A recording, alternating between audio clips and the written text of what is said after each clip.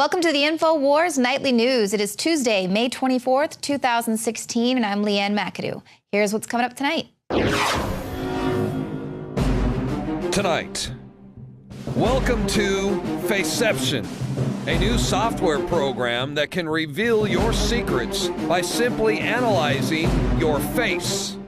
And they've already signed a contract with Homeland Security to identify pedophiles and terrorists.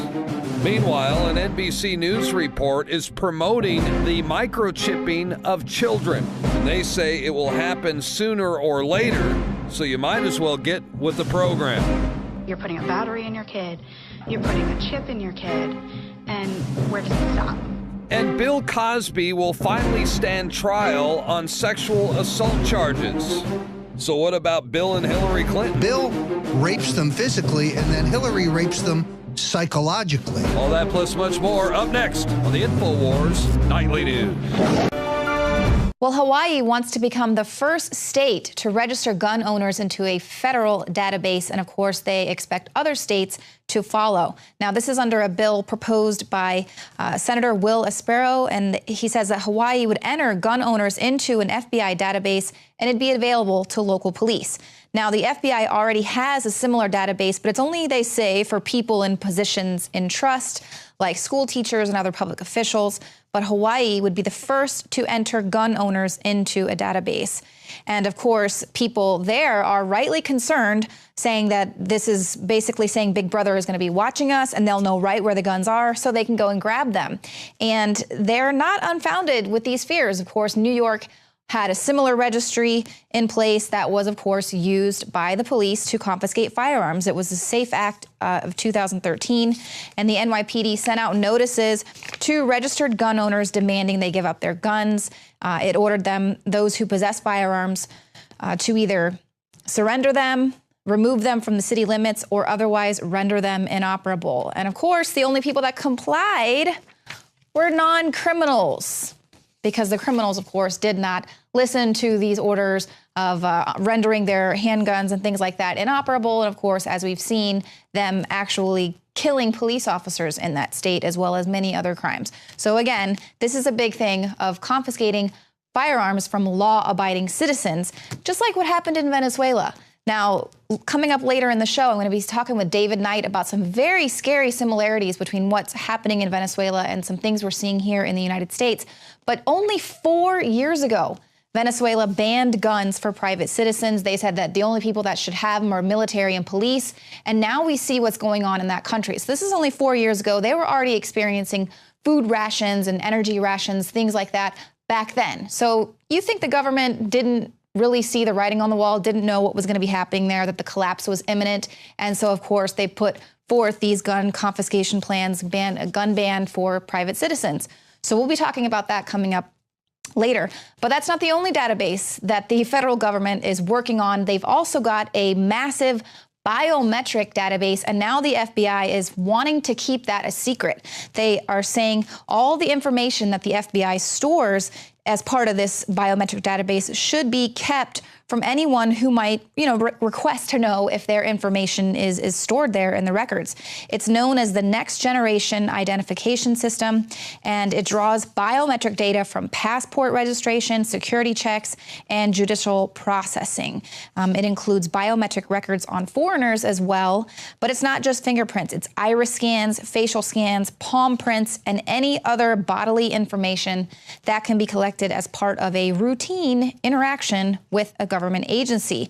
And now the FBI is arguing that the information that it has stored in this database is so sensitive that it should be exempt from the Privacy Act, which would prevent anyone from asking if their data is included.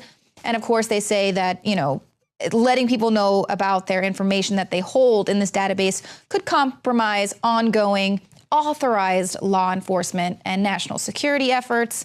But the FBI also adds that the agency could be using this data to catch future criminals. And so, of course, we know exactly what's going on with the whole pre-crime thing, and they want to be able to store this data, everyone's data, in the event that you maybe one day become a possible criminal. Now, of course, that's great if you're going to be a terrorist, But we all know that they've been tracking activists, or like the Black Lives Matter movement, people were being tracked.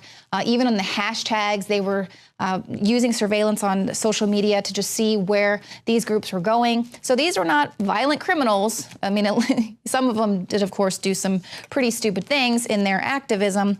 But, you know, these are people who are going to be looking at the government, especially as the years go on, and we're in these very heated political times. And, you know, it kind of gives some credence to the Obama administration trying to reword the term criminals, because if we're all in this database, I guess we're all going to be known as justice-involved individuals. So maybe we do need to change that term. Now, even smaller cities across the United States are getting into this massive high-tech crime surveillance. In Hartford, Connecticut, they've just recently unveiled their real-time crime and data intelligence center. It helps officers on the streets find suspects and avoid harm by quickly giving them crucial information. New York City opened the first of its kind real-time crime center in 2005, and now a lot of other smaller cities across the country are opening up their own centers, acquiring surveillance cameras, gunshot detectors, and other technology, which of course we've told you about here as well, which is even your street lights, recording your conversations, crosswalk signs, things like that. So they've got these cropping up everywhere, building this huge surveillance panopticon, and they will send these videos even directly to police officers' cell phones in real time. So this is what's happening. And now we even have a startup saying that they can predict, just by analyzing your face, whether you're a terrorist or a pedophile. And this is what they always bring out, these sort of terms like, no, this technology is only going to be used to stop terrorism or pedophiles, because they know these are things that people can get on board with. Oh, that's fine. I don't care. Go ahead. Put me in your biometric database as long as you'll stop pedophiles or terrorists. But as we know, everyone's going to be in this database. Everyone is going to be affected, and everyone is going to be considered a justice-involved individual. Now, this is an Israeli startup. It says all it has to do is take one look at a person's face and realize the character traits that are undetectable to the human eye. Basically, they say that our DNA makes up our face, and this is what determines whether or not we're a terrorist or a pedophile or other poker player. Now, this is called faceception. They've already signed a contract with Homeland Security to help identify terrorists, right? So this is where your tech companies are getting involved with the government and helping to build this surveillance state. The company said its technology can identify everything from great poker players to extroverts, pedophiles, geniuses, and white-collar criminals. Just about everybody. And they want to know everything that they possibly can about everyone, which is why everyone with their Snapchat filters, good job, you're helping to build this biometric database by putting little puppy filters on your face. And of course, even here in this Washington Post article, you have people speaking out saying, this is, you know, can you predict that someone's going to be an axe murderer? And then what do? Do you arrest them before they become an axe murderer? Or, you know, how does this work? So we can all see the writing on the wall. This is totally Minority Report and pre-crime.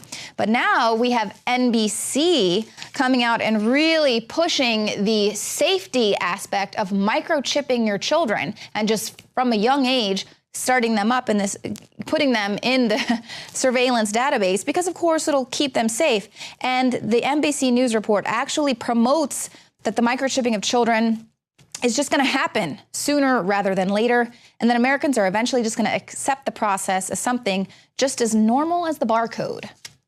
This is what we're talking about, the microchip. I don't know if you can see it in my hand. It's the size of a grain of rice, very, very small. And the expert that we spoke with actually tells us that barcodes were introduced in the late 1960s, and back then people thought this is way too invasive and too weird, and now barcodes are so commonplace that we don't even think about them anymore. The expert tells us this will happen sooner rather than later.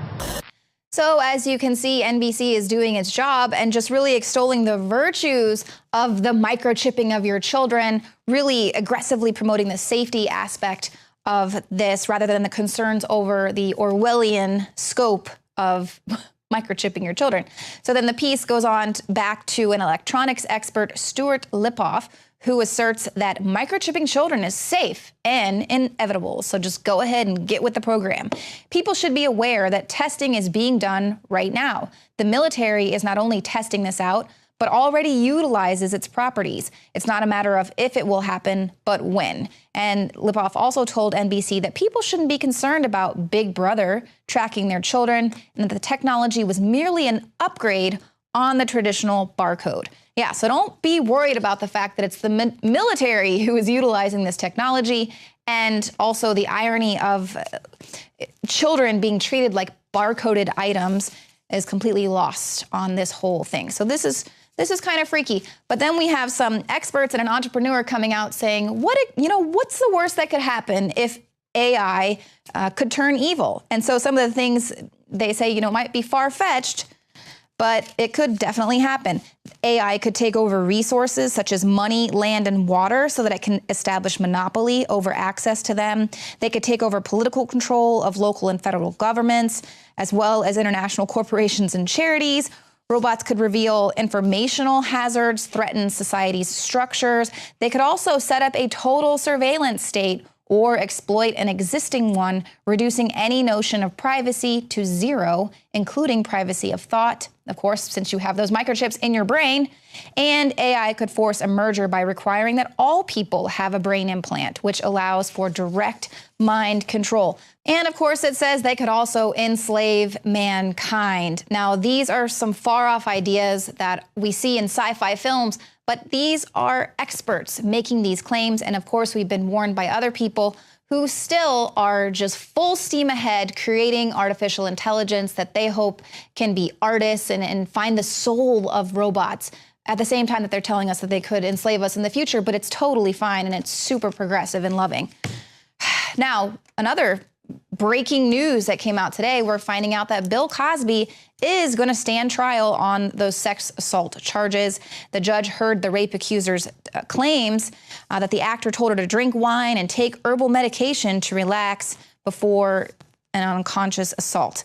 So also we found this week that due to a deposition that he gave years ago, he admitted to sexually assaulting teenagers, also drugging them, and also that models were sent over by the agency, some 6 to 7 per week, in order to, so he could drug and rape them. He's a serial predator, but of course protected by the media, much like another Bill who is, again, being protected by the media as well. Now NBC News is calling Donald Trump's latest attack ad another low. They're saying, just bringing up these allegations of sexual misconduct against Bill Clinton from the past. These are decades old, and this is a new low. And you know what is actually another low? Covering the actions of a serial predator for political profit. And Donald Trump seems to be the only one doing what the media refuses to do, calling them out. Now we have another Alex Jones calling a Glenedict Arnold, Glenn Beck, American Psycho Trojan horse, because even after Facebook has admitted censorship, Glenn Beck, the establishment media man that he is, still denies that it's going on because he is setting himself up to be Zuckerberg's manservant. And Facebook, of course, has admitted that it is rogue, its rogue employees may have shown bias against conservatives. And we had activist Lauren Southern on the show today explaining how that exact thing happened to her with moderators being given too much power. Lauren Southern, thanks for joining us. Hi, Alex. Thanks for having me. Wow. So, break this story down for us and your view on it. Right. So I had a friend of mine post on Facebook that Donald Trump doesn't hate Muslims. He just wants to defend the country from ISIS. There was nothing lewd about the comment. It was purely his political opinion. And it was removed by Facebook, and he was issued a ban. So I took that post. He sent me a screenshot on Skype, and I shared it on my Facebook and said that it's absolutely disgusting what Facebook is doing to conservatives, and they need to stop. And not only a couple minutes later, or maybe an hour later, I go check my Facebook, and it does the whole, you've been logged out of your account. That's always the note that you get when you're in crap with Zuckerberg. And then you log back in, and it tells you what you did wrong. I've been banned a few times now. But now it's 30 days. I guess next is going to be forever. I know. They will remove your account next time, which is kind of scary because I have 30,000 followers on there that I try to show my political opinions to. But they removed my post for complaining about Facebook censoring